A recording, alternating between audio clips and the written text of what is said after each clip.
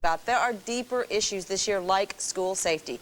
Today's team coverage includes word of new proposals to make school buses safer and what Heartlanders think about those ideas. Can school uniforms help cut down on school violence? We'll investigate the growing trend in today's Heartland Crime Watch. And we'll tell you some area students are getting an extended summer break before they get to break in their new building.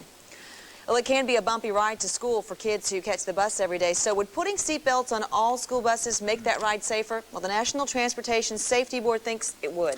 But one Heartland bus operator disagrees with that. Chris Cannon begins our team coverage in Sikeston.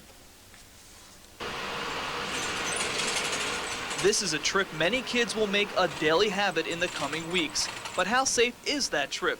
The National Transportation Safety Board says seatbelts would make it safer. Bud Spears doesn't attend that school of thought. I'm against it because the buses are built safely anyway. The seats are higher, they're padded, they're close together. Sikeston has 27 buses in their fleet. A few years back, they bought a few buses outfitted with seatbelts, but the new additions just weren't working out. After a couple of years, we decided that it was probably more cost-effective to have other things on the buses rather than seat belts.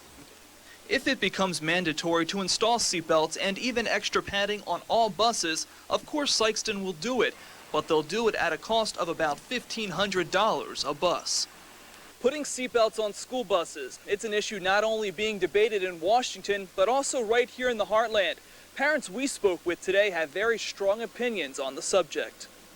How many accidents that you know of where a kid has gotten injured because he didn't have a seatbelt on in a school bus? They have the padded seats, you know, so that should be adequate protection. Lots of times the kids up and around, and especially if they don't have a monitor on there, they need a seatbelts to help restrain their students.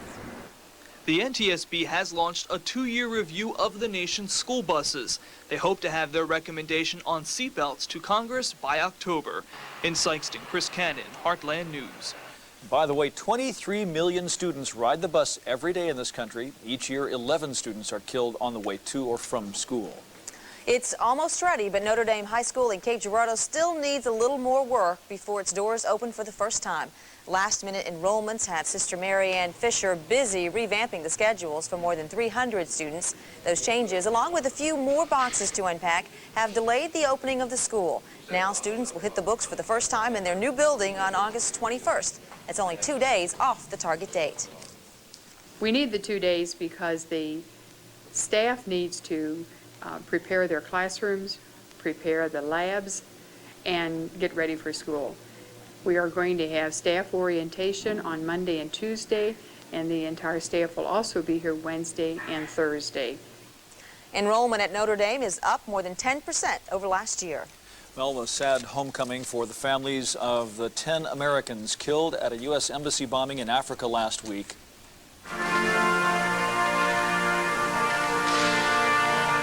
The bodies arrived this morning from Germany. On hand for the ceremony, the President and Mrs. Clinton and Secretary of State Madeleine Albright. Before the service, the Clintons met privately with victims' family members. There is word that the Kenyan ambassador told the State Department in December that security at the embassy was not adequate, but the department apparently returned the advice that there was not enough money to beef up security. President Clinton also set time aside to prepare for his high-stakes testimony in the Monica Lewinsky case. His press secretary isn't giving any hints of what the president might say. Today, 4 Secret Service officers testified. An attorney for the 4 said it appears the grand jury is wrapping up its work. The parents of the Capitol shooting suspect did not have to appear before a grand jury today, so they are now heading back to Illinois. Russell Weston Jr.'s mother and father were subpoenaed yesterday when they went to visit their son. That meant they could have had to testify against their son. Their lawyers challenged the subpoenas, though. Russell Weston Jr. is recovering from gunshot wounds he received in the Capitol shootout. One of the most notorious murder cases in Heartland history is over. It happened in Central Florida, but the teens accused in the gory killings were from Murray and Mayfield, Kentucky. All 4 were part of a vampire cult. Today, the last of the teens charged with the murders of Richard and Naomi Wendorf pleaded guilty. Charity Kesey will spend 10.5 years in prison. That's the girl you see there. We'll have details of the gruesome killings and the killers' sentences coming up on Heartland News at 6. Court papers filed by McCracken Commonwealth attorney Tim Kaltenbach show he'll call 20 prosecution witnesses in the Michael Carneal trial. 12 of those will be doctors. Carneal is the 15-year-old Heath High School student charged with killing 3 fellow students and wounding 5 others. 2 boys charged with murder over a girl's bicycle are waiting to hear if they can go home. For the past 2 days, the 7- and 8-year-old boys have been undergoing psychiatric tests. A judge will decide whether they'll be released to their parents' custody until a hearing to determine their guilt or innocence. Well, just as administrators at Southern Illinois University breathe a sigh of relief after the faculty agreed to a new contract, they see a picket line on campus again today. Now, this time other campus workers are upset with contract talks and want to draw attention to their complaints. And for that story, we go live to Jeremy Finley at SIU. Jeremy?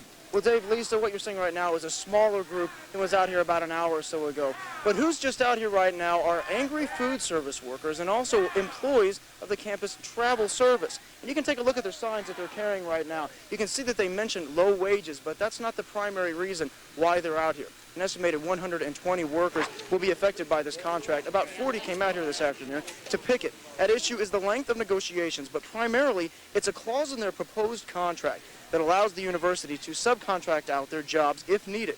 These workers make about $14,000 a year, and they say job guarantee is essential to them. We've been in negotiations since May, and all we've heard from the university is concessions, takeaway. They haven't addressed any of the proposals, the things that we were concerned about. Now, their contract ends on August 31st, but they are scheduled to meet next Monday. Dave? Jeremy, if they're supposed to meet next week, are they picketing today because they feel they just are at an impasse in contract talks? Well, that's a question that the university administrators are asking themselves. They thought talks were going well. You'll hear what they have to say coming up at 6. Dave? All right, thanks, Jeremy. Well, can your clothes determine whether you'll be a crime victim? Well, they certainly can if you're in school. Later in Heartland Crime Watch, we'll show you how dressing alike can result in better grades for students and less crime in school. Plus,